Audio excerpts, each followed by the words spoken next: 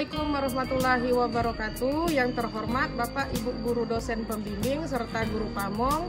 Perkenalkan, nama saya Neta Helmika. Saya mengajar di SMA Negeri 1 Pendopo dan saya sebagai mahasiswa PPG dalam jabatan di LPTK Universitas Bengkulu. Dalam hal ini saya akan melakukan praktek pembelajaran dan untuk memenuhi uji kinerja saya Senin 4 Maret 2024 saya akan melakukan video pembelajaran di kelas 11 IPA 1 dengan materi gangguan dan penyakit sistem ekskresi. Untuk lebih lengkapnya mari simak video saya berikut ini. Terima kasih. Assalamualaikum.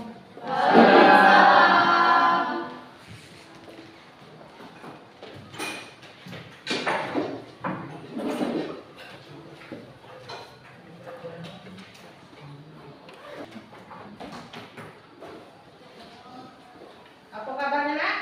Baik, Bu. Masih semangat? Semangat. Semangat? Semangat. Terus kuliahnya ya. Saat ini coba periksa perapian dulu, Nak. Bentar.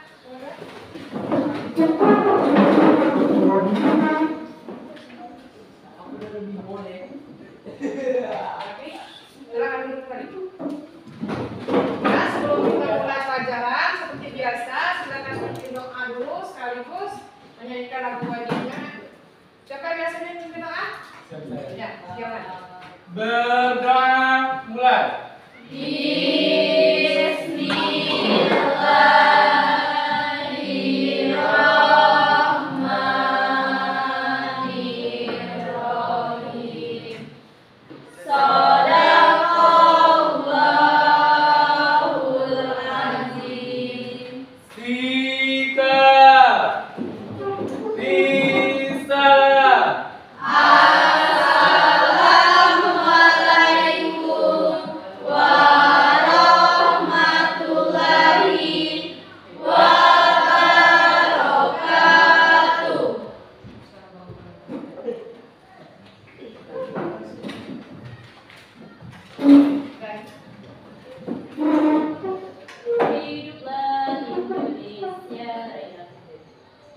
Indonesia, tanah airku, tanah tumpah darahku.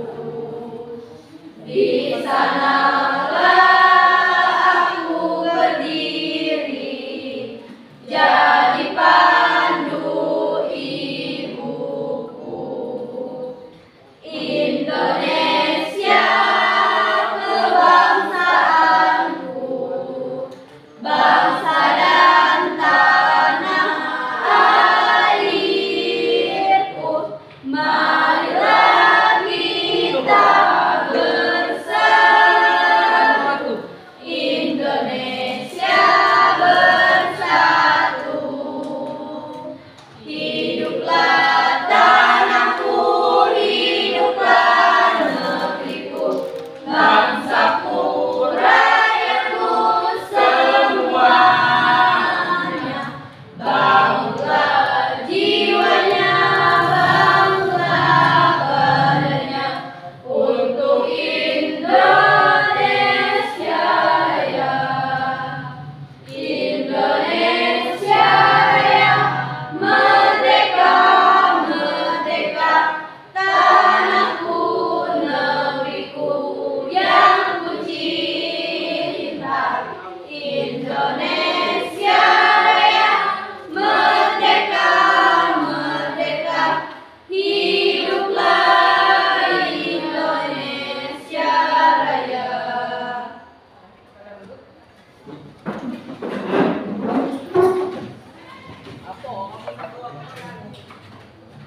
Ibu masuk pelajaran, Ibu cek dulu kehadirannya. Siapa yang tidak masuk, Ibu absen dulu ya.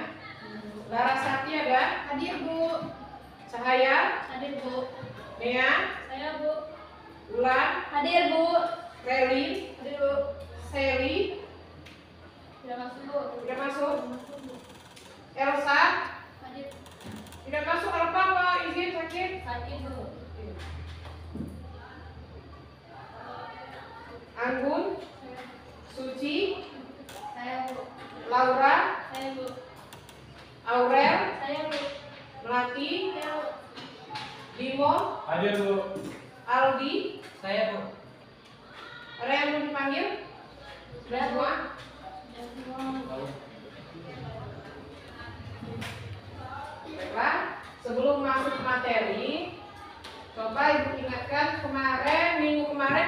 sudah belajar tentang apa nak? Tentang struktur dan fungsi sistem ekspresi. Coba siapa yang masih ingat tentang pelajaran itu? Saya, Bu. Ya, Laura, silakan.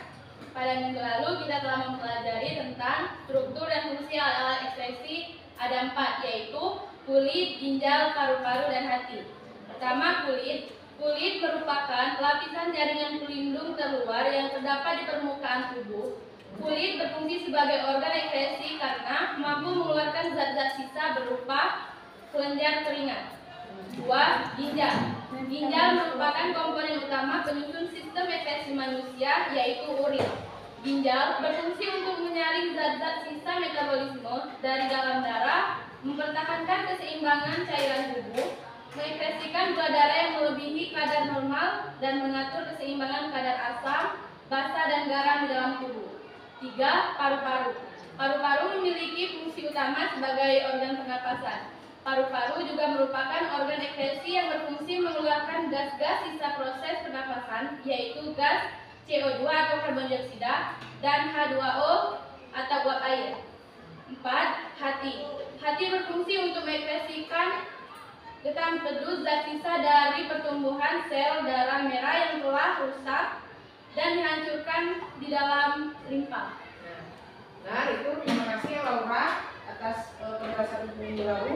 Nah, ya kita kemarin minggu lalu sudah mempelajari tentang struktur dan fungsi dari sistem ekspresi. Ada berapa tadi sistem ekspresi kita? Ada 4. Ada kulit, ada ginjal, ada hati, dan paru-paru.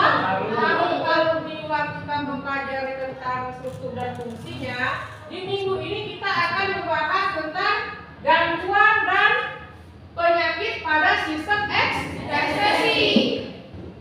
Ya, sebelumnya Ibu akan menjelaskan sedikit. Di sini Ibu mengambil kompetensi dasar yang pertama, yaitu 3.9 menganalisis hubungan antara struktur jaringan penyusun organ pada sistem ekspresi dalam kaitannya dengan bioproses dan gangguan fungsi yang dapat terjadi pada sistem ekspresi manusia.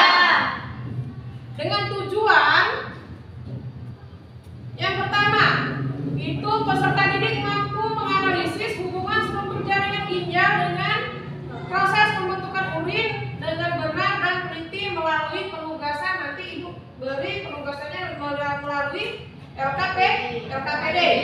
Yang kedua, tujuan kedua ini peserta didik mampu menganalisis hubungan gangguan struktur jaringan ginjal dengan gangguan fungsi ginjal dengan benar dan teliti melalui diskusi dan kajian literatur. Nanti setelah Ibu bagikan LKPD, kalian berdiskusi dengan kelompoknya masing-masing untuk memecahkan masalah yang ada pada LKPD.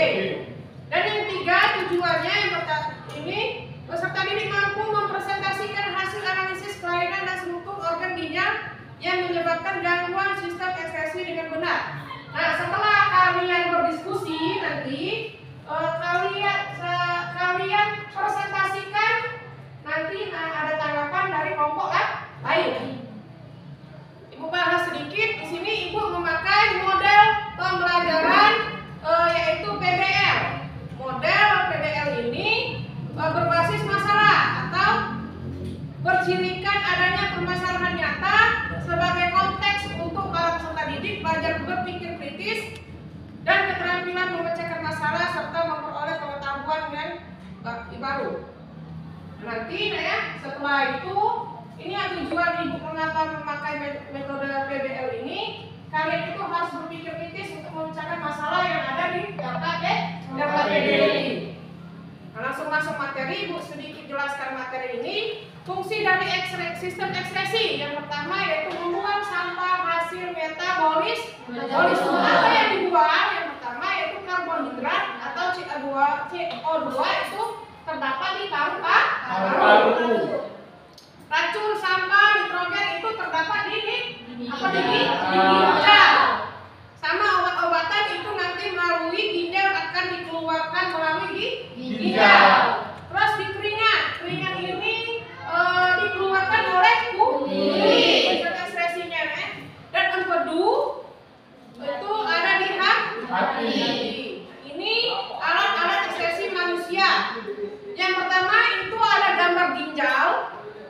paru-paru, hati, dan kulit. Nomor keempat itu. Nah ini nanti kalian bahas di sini di LKPD rating. Sampai di sini ada yang ditanyakan? Kalau tidak ada, mari kita tanggapi video yang Ibu tayangkan. Selamat datang di channel Guru IPA. Pada kesempatan kali ini, kita akan membahas mengenai gangguan pada sistem ekspresi manusia dan upaya untuk mencegah atau menanggulanginya. Yang pertama ada nefritis. Nefritis adalah penyakit rusaknya nefron, terutama pada bagian-bagian glomerulus ginjal. Nefritis disebabkan oleh infeksi bakteri Streptococcus. Nefritis mengakibatkan masuknya kembali asam urat dan urea ke pembuluh darah atau uremia, serta adanya penimbunan air di kaki karena reabsorpsi air yang terganggu atau edema. Upaya penanganan nefritis adalah dengan proses cuci darah atau pencangkokan ginjal.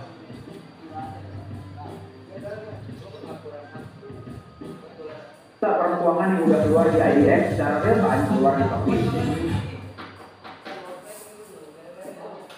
Kami menyebutkan keluar dan kurang keluar. Yang kedua ada batu ginjal. Batu ginjal adalah gangguan yang terjadi akibat terbentuknya endapan garam kalsium di dalam rongga ginjal atau pelvis renalis, saluran ginjal atau kandung kemih. Batu ginjal berbentuk kristal yang tidak dapat larut. Kandungan batu ginjal adalah kalsium oksalat, asam urat, dan kristal kalsium fosfat. Endapan ini terbentuk jika seseorang terlalu banyak mengonsumsi garam mineral dan kekurangan minum air serta sering menahan kencing. Upaya mencegah terbentuknya batu ginjal adalah dengan meminum cukup air putih setiap hari, membatasi konsumsi garam karena kandungan natrium yang tinggi pada garam dapat memicu terbentuknya batu ginjal, serta tidak sering menahan kencing.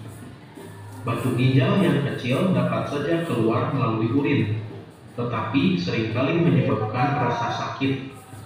Batu ginjal berukuran besar memerlukan operasi untuk mengeluarkannya. Yang ketiga ada albuminuria. Albuminuria merupakan penyakit yang terjadi akibat adanya kerusakan pada glomerulus yang berperan dalam proses filtrasi, sehingga pada urin ditemukan adanya protein. Albuminuria dapat terjadi akibat kurangnya asupan air ke dalam tubuh sehingga memperberat kerja ginjal. Mengonsumsi terlalu banyak protein, kalsium, dan vitamin C dapat membuat glomerulus harus bekerja lebih keras sehingga meningkatkan risiko kerusakannya. Upaya yang dapat dilakukan untuk mencegah albuminuria adalah dengan mengatur jumlah garam dan protein yang dikonsumsi, serta pola hidup sehat untuk mengatur keseimbangan gizi. Yang keempat ada hematuria. Hematuria merupakan penyakit yang ditandai dengan adanya sel-sel darah merah pada urin. Hal ini disebabkan penyakit pada saluran kemih akibat gesekan dengan batu ginjal. Hematuria juga dapat disebabkan oleh adanya infeksi bakteri pada saluran kemih. Upaya pencegahan hematuria dapat dilakukan dengan segera buang air kecil ketika ingin buang air kecil, membersihkan tempat keluarnya urin dari arah depan ke belakang untuk menghindari masuknya bakteri dari dubur, serta banyak minum air putih. Ketika seseorang sakit hematuria, maka penanganan yang diberikan adalah dengan memberi antibiotik untuk membersihkan infeksi bakteri pada saluran kemih.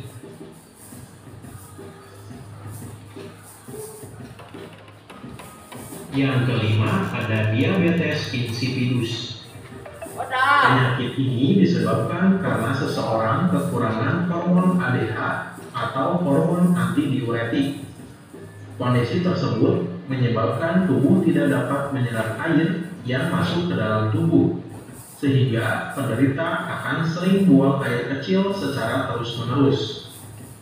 Upaya penanganan penderita diabetes insipidus adalah dengan memberikan suntik hormon antidiuretik sehingga dapat mempertahankan pengeluaran urin secara normal. Yang keenam ada kanker ginjal. Kanker ginjal merupakan penyakit yang timbul akibat pertumbuhan sel pada ginjal yang tidak terkontrol di sepanjang tubulus dalam leher, punggung, dan dada. Biang keringat dapat mengenai siapa saja, baik anak-anak, remaja, ataupun orang tua. Upaya pencegahan yang dilakukan adalah dengan menjaga kebersihan kulit, menggunakan pakaian yang menyerap keringat dan longgar, atau apabila kulit berkeringat, segera keringkan dengan tisu atau handuk. Apabila terkena biang keringat, maka dapat diobati dengan memberi bedah atau. Baiklah, tadi setelah melihat video tadi, Bapak Ibu kalian simpulkan apa yang kalian dapat dari video tadi? Siapa yang pengen mencoba mengungkapkan apa yang ada di video tadi? Saya, Bu. Ya, Laras, silakan. Enggak? Jadi, kesimpulan dari video yang baru saja kita tonton adalah gangguan sistem ekskresi yang sering terjadi pada ginjal, antara lain nefritis, albuminuria, batu ginjal, hematuria, kanker ginjal, diabetes, insipidus, dan biang keringat. Beberapa upaya yang dapat dilakukan untuk menjaga kesehatan sistem ekskresi antara lain mengatur pola makan yang seimbang, banyak minum air putih minimal 2 liter sehari, olahraga teratur, serta tidak menunda untuk buang air kecil. Baiklah yang ini, Laras, terima kasih untuk informasi benar ya. Nanti kalian ikut bagian KPD, bahas apa yang ada di KPD secara masalahnya baru kita presentasikan. Sekarang kemarin Ibu sudah bentuk kelompok. Ada berapa kelompok kemarin? 3. Sekarang silakan duduk per kelompoknya masing-masing.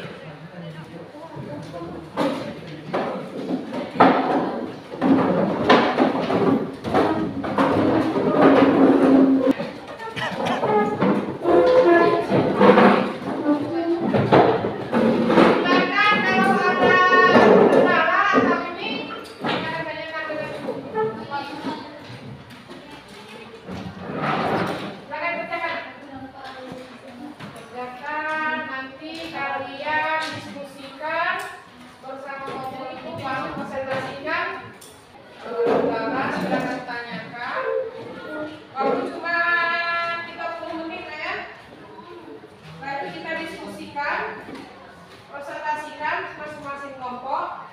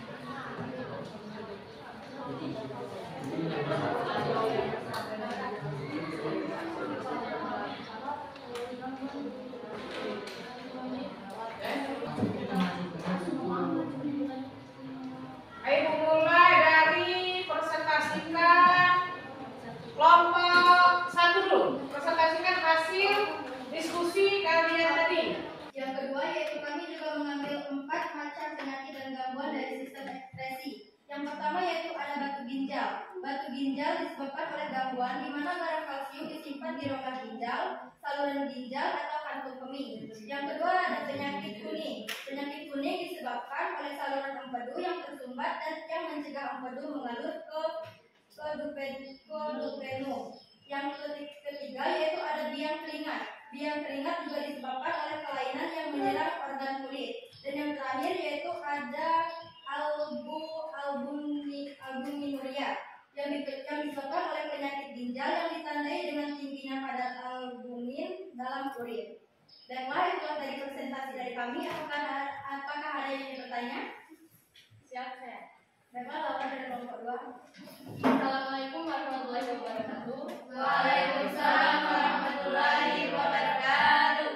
Saya Laura dari kelompok 2 ingin bertanya kepada kelompok 3. Apa penyebab ginjal membengkak dan apa upaya untuk mencegahnya? Baiklah, kalau dari pertanyaan dari kelompok 2, untuk kelompok 1, apakah ada yang ingin bertanya? Assalamualaikum warahmatullahi wabarakatuh. Waalaikumsalam. Perkenalkan, nama saya Aldi dari kelompok 1. Ingin bertanya kepada kelompok 3. Bagaimana proses diagnosis batu ginjal dilakukan? Baik, terima kasih kepada kelompok 3 dan kelompok 2. Di sini berikan kami 5 menit waktu untuk menjawab. Sekian, assalamualaikum warahmatullahi wabarakatuh. Waalaikumsalam warahmatullahi wabarakatuh. Saya Nere Mahajan tadi akan menjawab dari pertanyaan dari kelompok 2. Apa penyebab ginjal membengkak dan apa upaya untuk mencegahnya?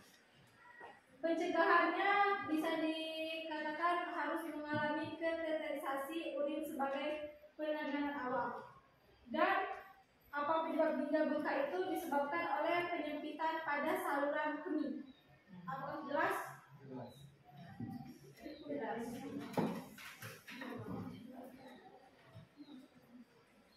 Baiklah, di sini saya menjawab pertanyaan dari kelompok 3. Bagaimana proses diagnosis batu ginjal dilakukan? Dengan cara tes urin untuk mendeteksi endapan peningkatan sel ventrikel, kandungan darah atau kristal tertentu dalam urin. Tes darah untuk memeriksa berapa banyak ginjal berfungsi, serta memeriksa kadar asam urat, pemindaian seperti fotorongen, USG dan CT scan untuk mengetahui lokasi batu ginjal secara tepat. Apakah sudah jelas untuk kelompok 1? Jelas. Baik, terima kasih, kami akhiri. Wassalamualaikum warahmatullahi wabarakatuh. Berikutnya ini kelompok 2.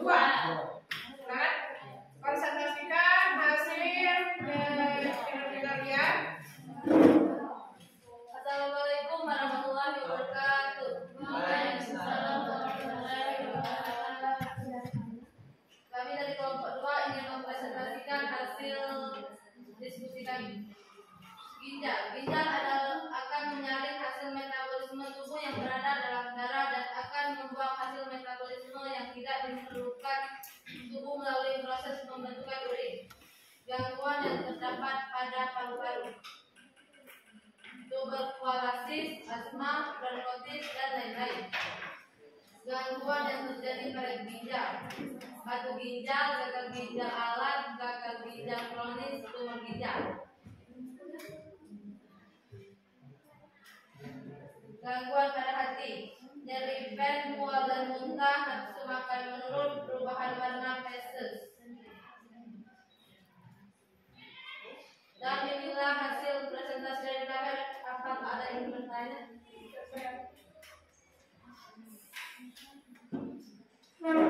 Silakan. Kelompok 1 bertanya ya. Silakan bertanya. Dari pertanyaan dari nomor 2, apa saja gejala yang biasanya terkait dengan batu ginjal? Apa saja gejala yang biasanya terkait dengan batu ginjal?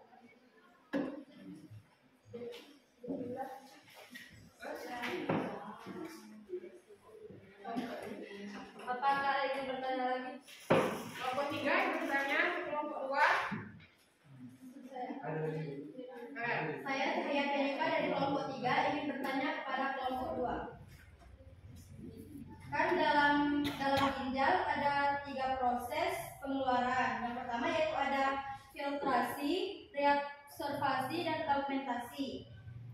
di mana letak proses terjadinya augmentasi? Dalam proses pembentukan ginjal, urin. Pembentukan urin. Jelaskan secara rinci. Jadi mana?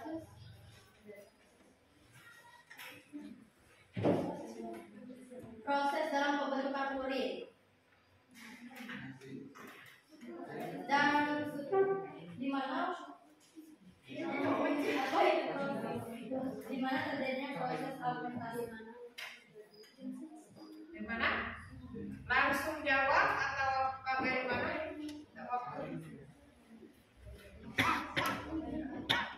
Jelaskan secara rinci. Sudah?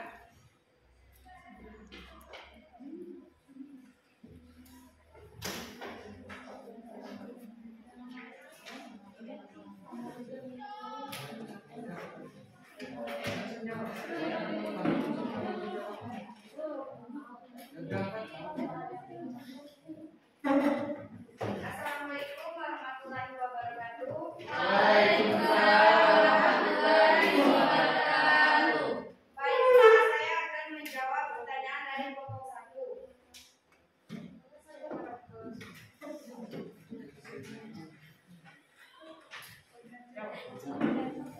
Gejala yang terkait dengan batu ginjal. 1.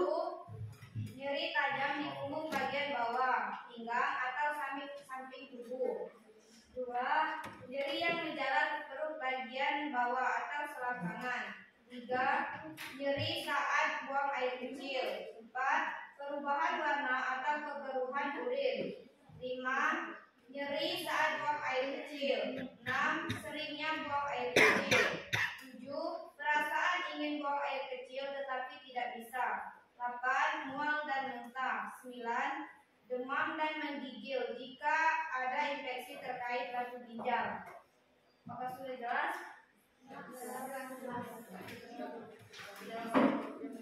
Baiklah, saya akan menjawab pertanyaan dari kelompok 3. Proses pembentukan urin sendiri terjadi dalam ginjal. Jika proses ini mengalami gangguan, maka dapat menimbulkan berbagai masalah kesehatan dalam tubuh.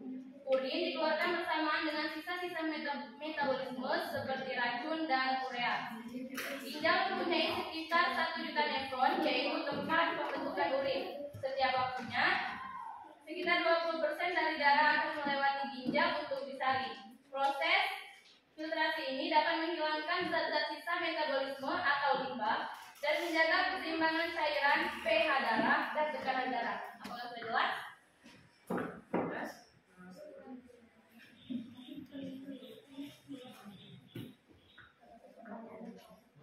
jelas? Sudah jelas? Baiklah, saya akhiri presentasi dari kelompok kami. Saya akhiri. Wassalamualaikum warahmatullahi wabarakatuh. Waalaikumsalam warahmatullahi wabarakatuh. Itu tadi sudah Ibu ini.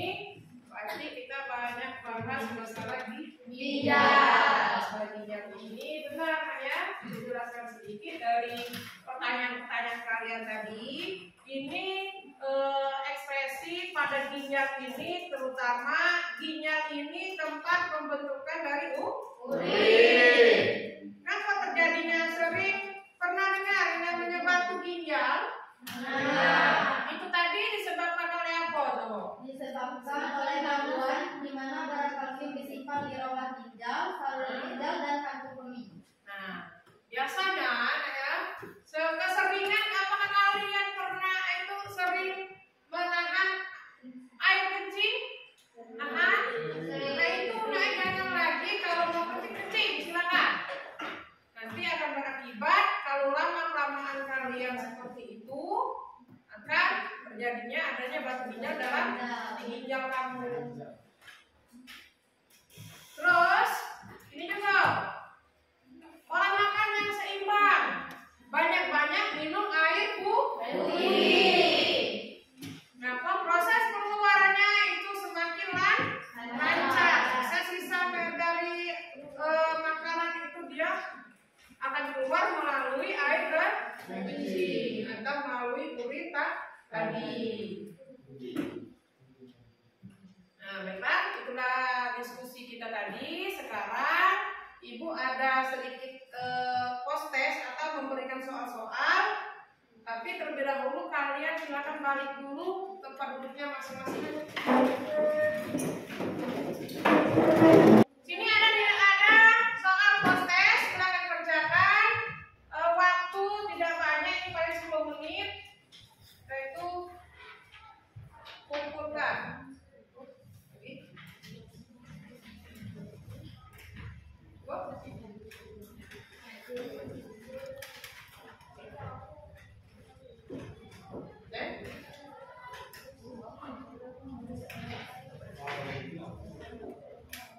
Tulis namanya di tas saya.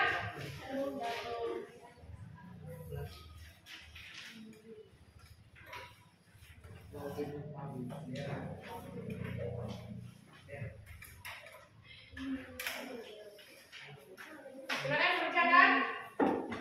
Waktu 10 menit.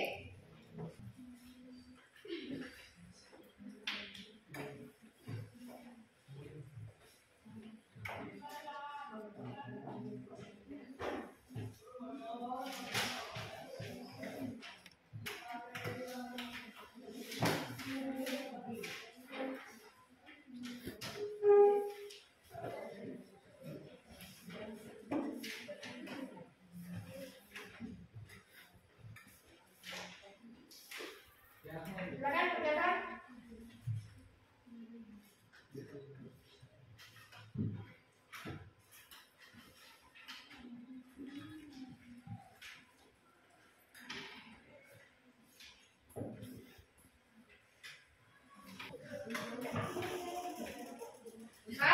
Selesai? Baru selesai, silakan kumpulkan.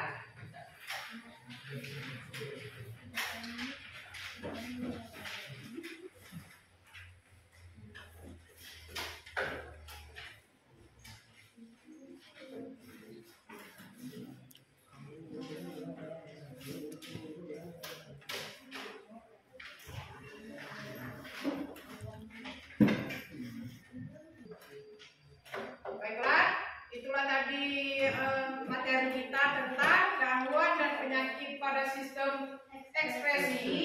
Nah, untuk minggu depan jangan lupa kalian pelajari masalah sistem koordinasi atau sistem saraf. Pelajaran kita minggu depan. Lupa untuk literaturnya bawa buku atau apa itu bawa ya. Nah, mungkin Ibu akhiri sampai sini pelajaran kita minggu ini. Ibu akhiri, assalamualaikum warahmatullahi wabarakatuh. Sebelum pulang, silakan pimpin doa terlebih dahulu.